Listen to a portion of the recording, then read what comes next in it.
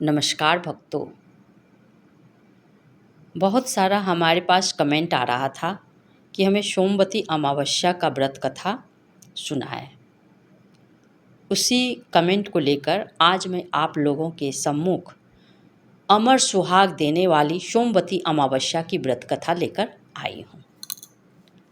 आशा करती हूँ कि ये कथा आप लोग को अवश्य पसंद आएगा। ये कथा सोना धोबिन की है जो अमर सुहाग बांटती है। ये सोमवती अमावस्या सुहागन स्त्रियां और कुंवारी कन्या भी करती है। सोमवती अमावस्या इसलिए इसे कहा जाता है कि सोमवार के दिन अमावस्या पड़ता है, इसी वजह से इसे सोमवती अमावस्या कहते हैं।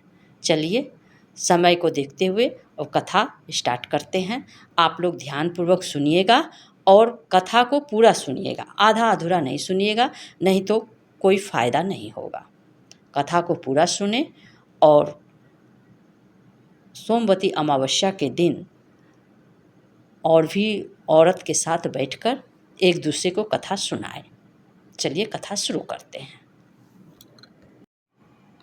सोमवती अमावस्या की कथा। इस कथा के पाठ से मिलता है अखंड सौभाग्य का आशीर्वाद। सोमवती अमावस्या के दिन भगवान शिव की उपासना की जाती है। ऐसी मान्यता है कि जो व्यक्ति सोमवती अमावस्या की व्रत रखता है उसकी सभी मनोकामनाएं पूरी होती है, साथ ही अखंड सौभाग्य की प्राप्ति होती है। इस दिन सोमवती अमावस्या की कथा का पाठ भी जरूर करना चाहिए। चलिए शुरू करते हैं सोमवती अमावस्या व्रत कथा। एक गरीब ब्राह्मण परिवार था। उस परिवार में पति पत्नी के अलावा एक पुत्री भी थी। वह पुत्री धीरे धीरे बड़ी होने लगी। उस पुत्री में समय और बढ़ती उम्र के सभी स्त्रियोचित गुणों का विकास हो रहा था। वह लड़की सुंदर, संस्कारवान एवं गुणवान थी, किंतु गरीब होने के कारण उसका विवाह नहीं हो पा रहा था। एक दिन उस ब्राह्मण के घर एक साधु महाराज पधारे।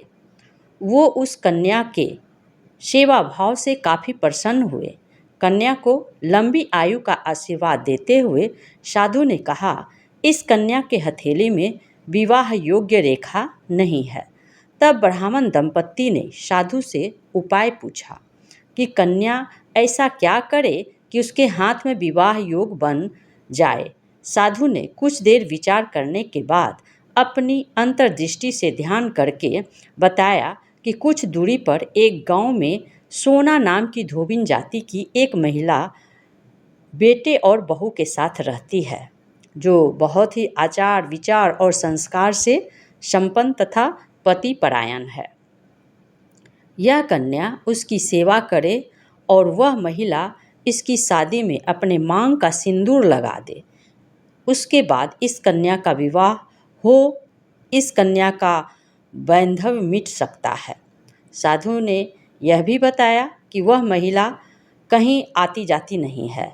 यह बात सुनकर ब्राह्मणी ने अपनी बेटी से धोबिन की सेवा करने की बात की। अगले दिन कन्या प्रातः काल ही उठकर सोना धोबी के घर जाकर साफ सफाई और अन्य सारे काम करके घर पर वापस आ जाती है। एक दिन सोना धोबिन अपनी बहू से पूछती है कि तुम तो सुबह ही उठकर सारे काम कर लेती हो और पता भी नहीं चलता है। बहू ने कहा, माँ जी, मैंने तो सोचा कि आप ही सुबह उठकर सारे काम खुद ही ख़त्म कर लेती हो। मैं तो देर से उठती हूँ। इस पर दोनों सास बहू निगरानी करने लगी कि कौन है जो सुबह ही घर का सारा काम करके चला जाता है। कई दिनों के बाद धोबिन ने देखा कि एक कन्या अंधेरे घर में आती है और सारे काम करने के बाद चली जाती है। जब वह जाने लगी तो सोना धोबिन उसके पैरों पर गिर पड़ी। पूछने लगी कि आप कौन हैं और इस तरह छुपकर मेरे घर की चाकरी क्यों करती हैं। तब कन्या ने साधु द्वारा कही गई सारी बात बताई। सोना धोबिन पति परायण थी, उसमें तेज था। वह तैयार हो गई। सोना धोबिन के पति थोड़ा अस्वस्थ रहते थे। उसने अपनी बहू से अपने लौट आने तक घर पर ही रहने को कहा। सोना धोबिन ने जैसे ही अपने मांग का सिंदूर उस कन्या की मांग में लगाया, उसका पति मर गया। उसे इस बात का पता चल गया। वह घर से निराजल ही चली थी, यह सोचकर कि रास्ते में कहीं पीपल का पेड़ मिलेगा तो उसे भंवरी देकर उसकी परिक्रमा करके ही जल ग्रहण करेगी। उसी दिन सोमवती अमावस्या थी। ब्राह्मण के घर मिले हुए पकवान की जगह उसने ईंट के टुकड़े से 108 बार भंवरी देकर 108 बार पीपल के पेड़ की परिक्रमा की और उसके बाद जल ग्रहण किया। ऐसा करते ही उसके पति के मुर्दा शरीर में वापस जान आ गई। धोबिन का पति वापस जीवित हो गया।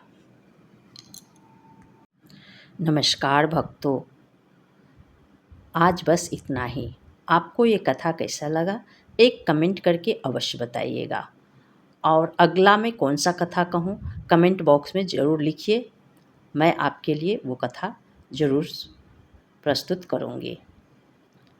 हमारा वीडियो लास्ट तक देखने के लिए आपको बहुत बहुत धन्यवाद।